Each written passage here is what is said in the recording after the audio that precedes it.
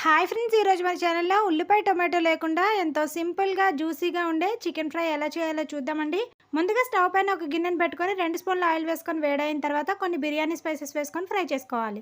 తర్వాత దీనిలోకి కొన్ని పచ్చిమిర్చి అలాగే కరివేపాకు వేసుకొని ఫ్రై చేసుకోవాలి.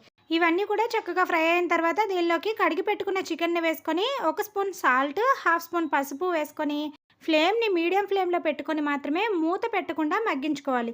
ఈ విధంగా మగ్గించుకుంటే కొద్దిసేపటికి చూడండి వాటర్ దిగుతుంది. ఈ వాటర్ మొత్తం కూడా ఎవాపరేట్ అయిన వరకు కూడా ఫ్రై చేసుకోవాలి. చూసారు కదా, కొద్దిసేపు ఫ్రై చేసుకుంటే చికెన్ అనేది ఈ విధంగా రెడీ అవుతుంది.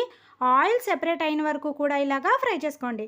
తర్వాత దీనిలోకి 1 స్పూన్ కారము, 1 spoon garam masala, 1 spoon chicken masala add చేసుకోవాలి. తర్వాత కొద్దిగా మాత్రమే వాటర్ వేసుకొని ఫ్లేమ్ని లో ఫ్లేమ్లో పెట్టుకొని మూత పెట్టుకొని మగ్గించుకోవాలి. ఈ విధంగా వాటర్ మొత్తం ఎగిరిపోయిన వరకు మగ్గించుకోండి.